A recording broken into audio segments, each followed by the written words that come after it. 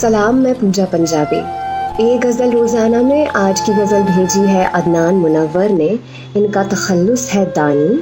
ये बहावलपुर पाकिस्तान से हैं और रोज़गार के चलते दुबई में रहते हैं। बिल्कुल नए लिखने वालों में से हैं और आज इनका जन्मदिन है। Happy birthday Adnan. आइए सुनते हैं। ये जो आँखों में खारा पानी है, ये जो आँखों में खारा पानी है, ये मोहब्बत की मेहरबानी है। ये जो आँखों में खारा पानी है, ये मोहब्बत की मेहरबानी है।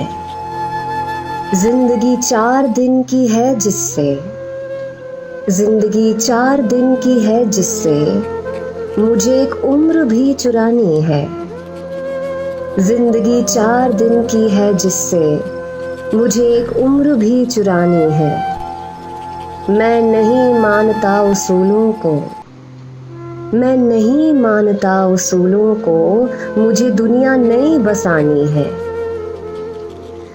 कैस के दश्त में नहीं है कुछ, कैस यानी मजनू, कैस के दश्त में नहीं है कुछ, मैंने इसकी भी खाक छानी है।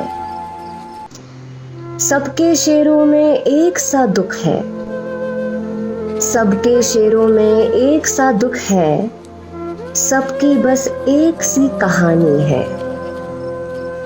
कौन है ये फकीर पहचाना, कौन है ये फकीर पहचाना, इसको देखो तुम्हारा दानी है।